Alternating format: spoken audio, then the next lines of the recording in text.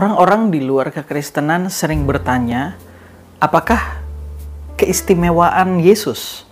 Mengapa Yesus satu-satunya jalan bagi umat manusia untuk dapat mengenal Allah? Namun pertanyaan-pertanyaan ini bukan berangkat dari rasa ingin tahu, melainkan asumsi dan tuduhan. Orang Kristen dianggap berpikiran sempit karena menegaskan bahwa tidak ada jalan lain kepada Allah selain daripada Yesus Kristus. Jika Anda sedang bergumul dengan pertanyaan tersebut, maka hal pertama yang harus saya katakan ialah bahwa bukan orang Kristen yang membuat-buat pernyataan atau statement bahwa Yesus adalah satu-satunya jalan itu. Pernyataan tersebut justru dikatakan oleh Tuhan Yesus itu sendiri. Kita yang adalah orang-orang Kristen hanya mengemukakan pernyataan daripada Yesus dan pernyataan yang dituliskan oleh penulis Perjanjian Baru, para rasul yang ada. Yesus berkata di dalam Alkitab, "Akulah jalan kebenaran dan hidup. Tidak ada seorang pun yang datang kepada Bapa kalau tidak melalui aku." Yohanes 14 ayat 6. Dan jikalau kamu tidak percaya bahwa akulah dia, kamu akan mati dalam dosamu. Yohanes 8 ayat 24. Rasul Petrus juga menggemakan kata-kata seperti demikian. Dan keselamatan tidak ada di dalam siapapun juga selain di dalam dia.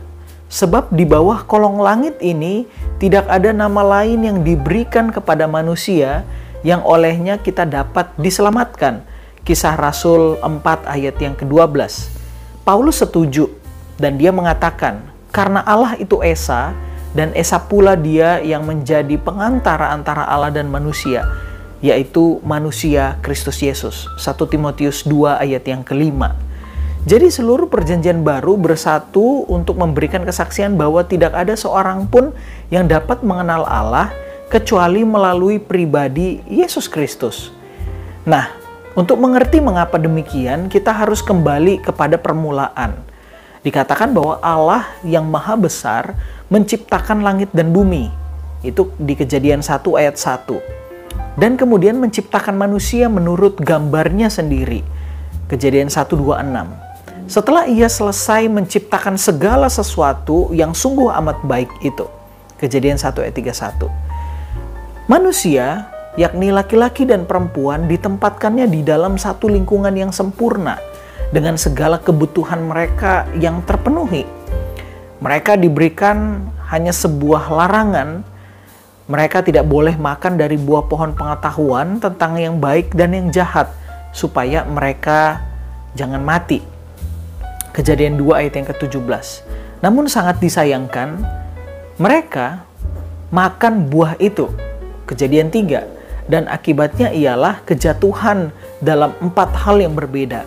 Yang pertama, hubungan antara Allah dan manusia menjadi putus, sebagaimana dapat dilihat dalam usaha Adam dan Hawa ketika mereka menyembunyikan diri dari hadapan Allah. Kejadian 3 ayat yang ke-8.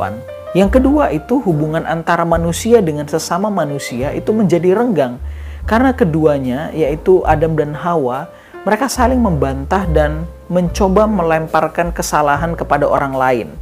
Saudara bisa baca selanjutnya di ayat 12 dan 13. Yang ketiga itu ikatan antara manusia dan alam juga putus, sehingga tanah menghasilkan semak duri dan rumput duri dan binatang-binatang tidak lagi jinak. Kejadian 3 ayat yang ke-17-18. Yang keempat, manusia juga menjadi terpisah dari dirinya sendiri. Hatinya dipenuhi dengan perasaan kosong dan ketidaklengkapan, sesuatu yang tidak pernah dialami sebelum kejatuhan daripada manusia itu. Namun demikian, Allah berjanji akan memperbaiki segala sesuatunya dan memberikan firman-Nya bahwa Ia akan mengutus seorang juru selamat atau Mesias yang akan membebaskan seluruh ciptaan dari perbudakan dosa. Kejadian 3 ayat yang ke-15. Perjanjian Lama terus mengulangi tema ini dan bahwa suatu hari kelak juru selamat ini akan datang ke dalam dunia dan membebaskan umat manusia. Firman Allah sungguh-sungguh menjadi kenyataan, saudara. Allah menjadi manusia, dalam pribadi Yesus Kristus. Yohanes 1 ayat 14 dan 29. Yesus akhirnya mati sebagai pengganti kita supaya kita dapat mempunyai hubungan yang benar dengan Allah lagi. Firman Tuhan berkata, Allah di dalam Kristus itu mendamaikan isi dunia ini dengan dirinya, dan Ia yang tidak mengenal dosa telah dijadikan dosa untuk menggantikan kita, supaya kita ini menjadi kebenaran Allah di dalam Dia. 2 Korintus 5 ayat yang ke-19 dan 21. Yesus telah membuka jalan. Allah telah melaksanakan semuanya, dan tanggung jawab kita ialah menerima kenyataan itu. Kita tidak dapat melakukan apa-apa untuk menambah karya Kristus. Segala sesuatunya telah dikerjakan bagi kita. Jikalau umat manusia dapat mencapai Allah melalui suatu jalan lain, maka Yesus tidak harus mati, saudara. Kematiannya menunjukkan fakta bahwa tidak ada jalan lain. Dan oleh sebab itu, tidak ada agama atau pemimpin agama lain yang dapat membawa orang kepada pengenalan akan Allah yang esa dan benar itu. Tetapi kematian Yesus bukanlah akhir ceritanya.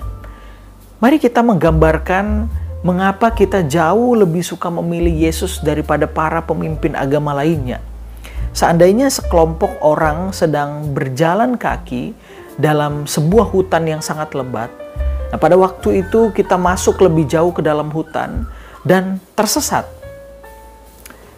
Karena kita menyadari bahwa mengambil jalan yang salah itu bisa jadi membuat kita akan kehilangan nyawa kita juga dan atau bahkan tersesat lebih dalam, maka kita mulai menjadi ketakutan. Namun, tidak lama kemudian kita terus berjalan dan bertemu dengan dua orang yang ada di persimpangan jalan. Setelah kita berlari mendekati orang tersebut, kita melihat bahwa ternyata seorang memakai seragam penjaga hutan. Ia berdiri di sana dengan keadaan yang sehat dan hidup. Sedangkan seorang lainnya itu tergeletak di tanah, di dalam keadaan tak sadarkan diri.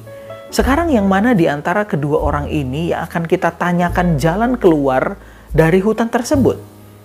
Tentu kita akan bertanya kepada orang yang masih hidup itu, bukan? Nah, jika hal ini kita terapkan pada hal-hal keimanan kita, kita tentunya akan menanyakan pribadi yang hidup mengenai jalan keluar dari keadaan yang berbahaya yang sedang kita jalani di dunia sekarang ini. Siapakah pribadi itu? Dialah Yesus. Yesuslah satu-satunya yang bangkit dari kematian. Hal ini membuktikan kebenaran pernyataan daripada Yesus di dalam Roma 1 ayat yang keempat. Firman Tuhan berkata, Dialah anak Allah yang tunggal dan jalan satu-satunya bagi manusia untuk mempunyai suatu hubungan pribadi dengan Allah yang benar dan hidup.